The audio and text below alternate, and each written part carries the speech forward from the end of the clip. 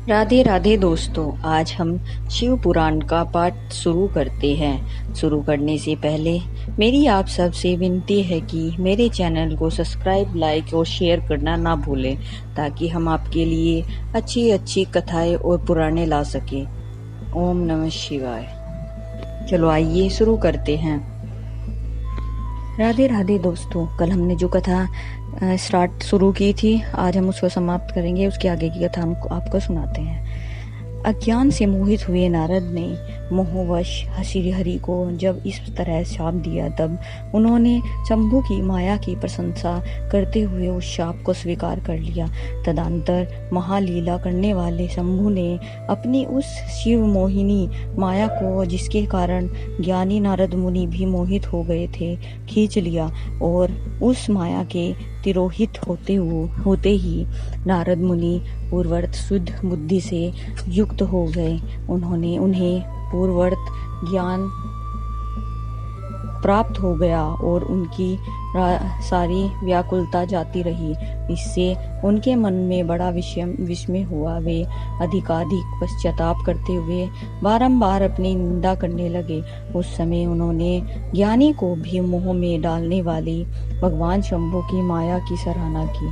तदंतर यह जानकर कि माया के कारण ही मैं भ्रम में पड़ गया था, यह सब कुछ मेरा माया जनित भ्रम ही था, वैष्णव शिरोमणि मणि नारद जी भगवान विष्णु के चरणों में गिर पड़े।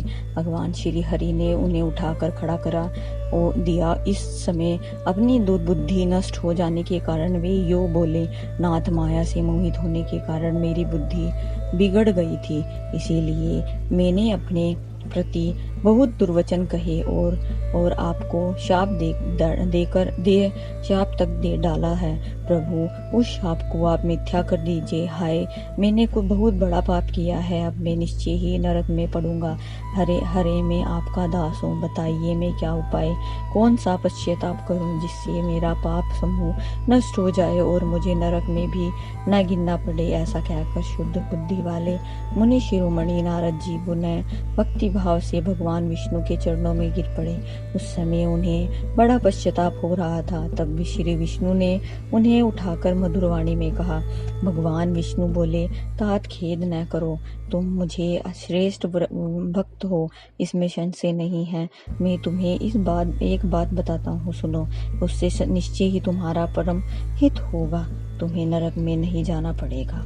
भगवान शिव तुम्हारा कल्याण करेंगे।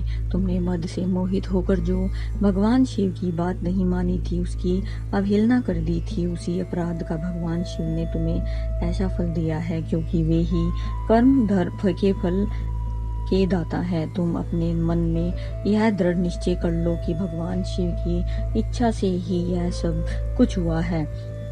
सबके स्वामी परमेश्वर शंकर ही गर्व को दूर करने वाले हैं। वे ही पार ब्रह्म परमात्मा है। उन्हीं का सच्चिदानंद स्वरूप से बोध होता है। वे निर्गुण और निराकार हैं। सत्व, रज और तम, इन तीनों गुणों से परे हैं। वे ही अपनी माया को लेकर ब्रह्मा, विष्णु और महेश, इन तीन रूपों में प्रकट होते हैं। निर्गुण और सगुण भी वे ही हैं। निर्गुण अवस्था में उन्हीं का नाम शिव है। वे ही परमात्मा, महेश्वर, पार ब्रह्म, अविनाशी, अनंत और महादेव आदि नामों से कहे जाते हैं। उन्हीं की सेवा से ब्रह्मा जी जगत के सृष्टा हुए और मैं तीनों लोकों का पालन करता हुआ। वे स्वयं ही रुद्र रूप से सदा सबका संहार करते हैं। वे शिव स्वरूप से सबके साक्षी हैं, माया से भिन्न और निर्गुण हैं। स्वतंत्र होने के कारण वे अपनी इच्छा के अनुसार चलते हैं। उनका विहार, आचार, व्यवहार उत्तम है और वे भक्तों पर दया करने वाले हैं। नारद मुनि, मैं तुम्हें एक सुंदर उपाय बताता हूँ, जो सुखद माया समस्त पापों का नाशक और सदा भोग एवं मोक्ष देने वाला है। तुम उसे सुनो। अपने सारे संशयों को त्याग कर तुम भगवान शंकर के संयुक्त सुयब का गान करो और सदा अनंत भाव से शिव के सनातन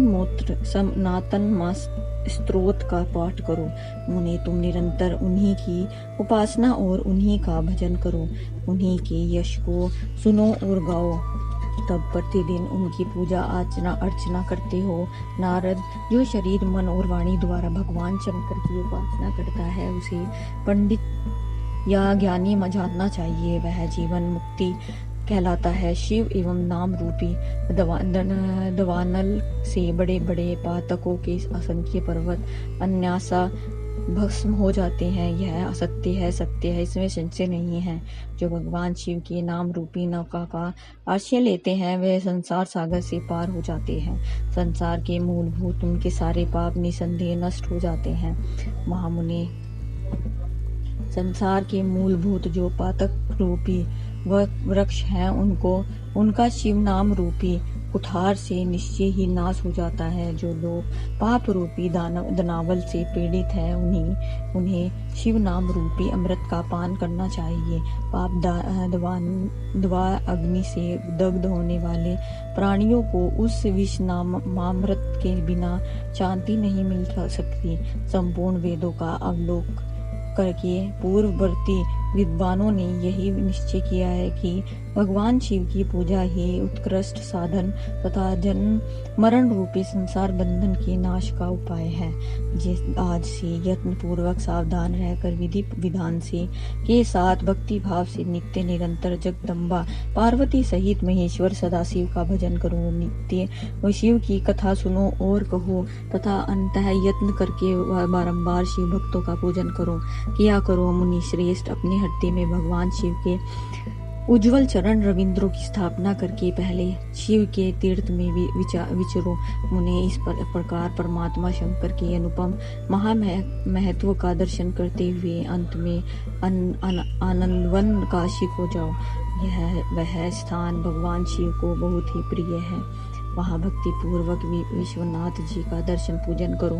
विश्वेश्वर उनकी स्तुति वंदना करके तुम निविकल्प संशय रहित हो जाओ। नारद जी, उनके बाद तुम मेरी आज्ञा के भक्ति पूर्वक अपने मनोरथ की सिद्धि के लिए निश्चय ही ब्रह्मलोक में जाना चाहिए। वहाँ अपने पिता ब्रह्मा जी की विशेष रूप से स्तुति वंदना करके तुम्हें प्रसन्नता पूर्वक हृदय से बारंबार शिव महिमा के विषय में प्रश्न करना चाहिए। ब्रह्मा जी शिव भक्तों में श्रेष्ठ हैं। वे तुम्हें बड़ी प्रसन्नता के साथ भगवान शंकर का महत्म्य और सतनामत स्तोत्र सुनिए। मुने, आज से तुम शिव आराधना में तत्पर रहने वाले शिव भक्त हो जाओ और विशेष रूप से मोक्ष के भागी बनो। भगवान शिव तुम्हारा कल्याण करेंगे। इस प्रकार प्रसन्नचित हुए भगवान शिव विष्णु नारद मुनि को प्रेम पूर्वक उपदेश देकर श्री शिव स्मरण वंदना और सत्वन करके वहां से अंतर्ध्यान हो गए। आज की कथा हम यही समाप्त करते हैं। आगे की कथा हम कल सुनाएंगे। ओम नमः शिवाय। अगर आपको मेरी वीडियो अच्छी लगी तो बेल आइकन दबाना ना भूलें ताकि आपको मेरे आने वाली वीडियोस का नोटिफिकेशन मिलता रहे। धन्यवाद। ओम नमः शिवाय।